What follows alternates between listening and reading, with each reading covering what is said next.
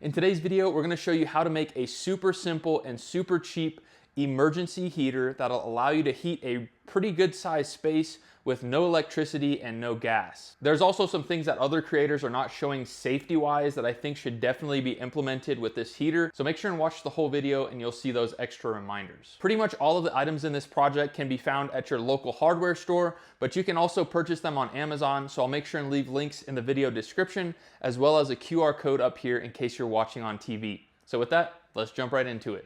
All right, so here's all the items that we're gonna need for this project. First and foremost, we're gonna need a 1 gallon paint container.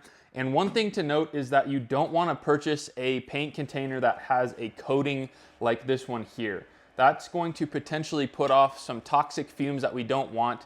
So you might have to purchase this at a special store or on Amazon. I'll make sure that the one linked does not have this coating because you definitely don't want that burning off and producing fumes. The next thing that we're gonna need is perlite. Now this is a common gardening thing. It's very lightweight. It's primarily used for aeration because they're so lightweight and they're bigger chunks so air can get in between, and that's going to be advantageous in using this. We'll talk about that a little bit more here in a few minutes. But perlite is also non-toxic. However, the little dust particles that get caught in between those bigger pieces can definitely cause irritation, so we're gonna show you how to mitigate that. Now, our two fuel sources are here. This right here is clean heat. It's a kerosene alternative. It does not emit any odors or anything, so these are both safe to use inside. This right here is denatured alcohol. It also does not produce any odors and burns really clean, so great for an emergency heater like this one. Now, while we're talking about fuel, I just want to mention the importance of a good carbon monoxide detector. Make sure that you have one. Again, I'll leave one linked in the video description as well as that QR code. The one that I recommend is made by a company called Kimrog, and it is a combo detector, so it does carbon monoxide as well as smoke detection. And the great part about this one is it has an LED screen on it. So before you get to a parts per million that is dangerous, it will actually show up on the screen. So just make sure you have a carbon monoxide detector, but if you're looking for one, this is a great recommendation. Now, the last thing we need for this build is this mesh right here. Now, you can get this in aluminum or stainless steel. Just make sure it's not galvanized because, again, you don't want that emitting odors that are dangerous to breathe in. All right, so we have our paint can with no coating, as you can see. So we're ready to fill this up with perlite. Now, one thing we mentioned earlier in the video that is something that not a lot of channels recommend is rinsing the perlite. So that's what we've done on this perlite here. We have it in kind of a strainer. And what we did was just rinse this out fully with water. And now there's that little stuff in between that we talked about that can cause lung irritation and things like that is going to be removed. Because once we fill this bucket or this paint can, those little particles are going to be in there and it's going to burn off in the air. So we definitely don't want that. So we rinsed this out real good, let it sit for a little bit to dry, and now we're ready to scoop it into our pail here. And you can definitely tell it's more dense now than it was, and it just doesn't have as much dust when you go to pour it out.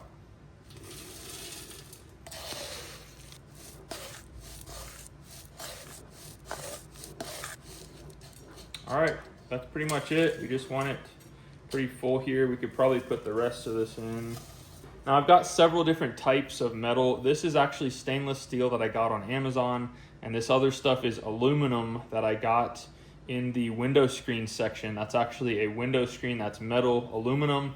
Both of these are not coated, so I think they would both work the same, but I've noticed that the aluminum is actually a little bit more rigid than this stuff. But basically we're going to demonstrate it with the stainless steel here, and we're just gonna kind of get this about the same size of the inner dimensions of this, and we're just gonna roll this out, and that should give it enough rigidity to then place it in here. All right, now what I've found it easiest to do is kind of get it where you want it and then use your feet to hold this in place. And then we're gonna kind of scoop up some of that perlite as we're wiggling this down in there.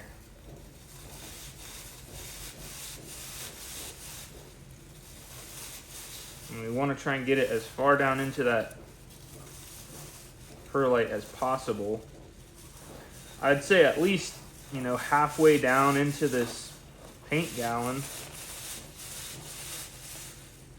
because we don't want this mesh to be moving around while we have this lit. Okay, so we're just gonna kind of straighten this out. It's in there pretty good. And that's pretty much it. Okay, so this is what it should look like at this stage. And the idea here is we're gonna fill this all the way up with our fuel. And then we have a section right here that we can kind of level out. And we can then capture that heat. Not only that, we're gonna show you another really cool thing that you can do with the top of this. So we wanna just kind of get that to where it's pretty level. You might have to tweak this a little bit. And what we're gonna do next is get a funnel, and we're just gonna fill this up with our alcohol. And that perlite should keep anything from splashing up, and whatever does splash up is gonna hit that metal mesh and be protected. So we're just gonna keep an eye on this and notice when it's completely full, and we'll be well on our way to having a finished alcohol heater. All right, so we are completely full, and we still have probably close to half of this container left. So we're gonna remove our funnel, and then we can actually work this down a little bit now that there's liquid in there, which is nice. So you can just get it partially down and then feed it the rest of the way once that liquid is in. All right, now one thing I wanna mention is if you have any other excess alcohol that drip, just make sure and clean it up really good. And what I'd recommend is getting some of these. These are really nice to have in your home because they're very small. It's just like an aerosol can, and this is a fire extinguisher.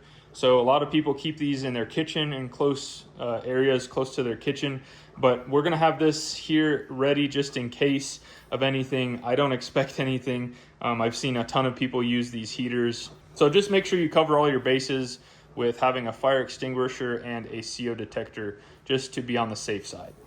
Now, another thing that is ideal is having a torch and not just a regular lighter, because you need to ignite the perlite that's down inside of here.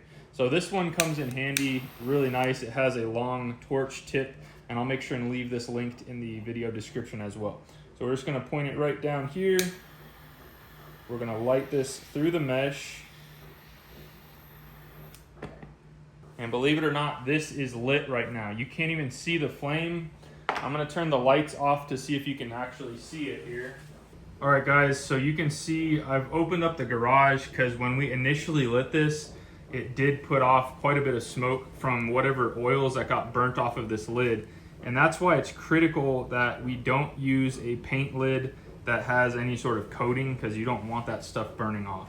This is just burning off oils and stuff, and man, even with my garage door open, you can see how much heat this is putting off. And then kind of as this lowers a little bit, that flame will get less pronounced up here. But when you first start this thing, man, it puts off a ton of heat.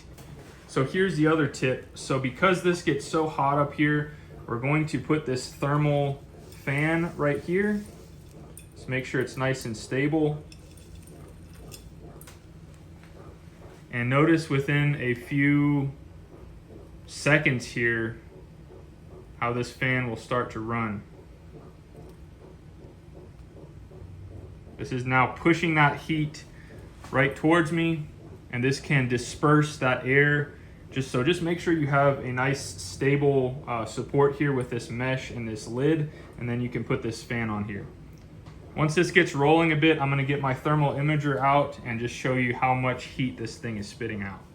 All right, guys, so I had to take the fan off because it was actually getting too hot. You don't want to overheat those fans, but man, that thing was pushing the air really hard. You can see all of that heat that is coming off of this heater. And man, this thing is putting out tons of heat. It's registering over 315 degrees here. And I actually had to take our fan off because it was just getting too hot. You don't want to get these things super hot. So we're gonna set this back on here and then kind of show with the thermal imager how much air this is actually moving. But man, it was pushing a ton of heat. So as you can see, we're pushing about 500 CFM of air. So this is pushing a good amount of air. We can feel it all the way over here. And this temperature reading, I don't think is very accurate. We just have this normal temp probe here, and we're getting 143, 44 degrees. So this whole area is just spitting out tons of heat, and that fan just kind of disperses it. So man, I'm really impressed with this heater. I think it's an awesome invention. I can't take credit for this. I've seen other creators creating this, but I wanted to do a video myself and show some of those safety things, like making sure the perlite is rinsed and making sure that you have a paint can that doesn't have any sort of coating on it. So you guys are probably wondering how to put this out. It's actually quite easy. So you just take your fan off, take the lid off, you would slide this mesh out, and obviously you need some good leather gloves to protect your hands from that heat. And then you would simply place that lid over the top. That will snuff it out completely. And then when you want to reuse this again, you simply put the mesh back in, put the lid on, and you're good to go. Well guys, I am really impressed by this little DIY heater. It was so easy to put together and puts out a ton of heat in an emergency power outage. Once again, if you're watching on TV, I'll make sure and leave that QR code up here in the corner, and all of these products can also be found in the video description. Now, if you want to see some other alternatives to get heating to your home in the event of a power outage, check out this video right here, and I'm sure you'll find these tips informative as well. Until next time, you guys be safe. Later.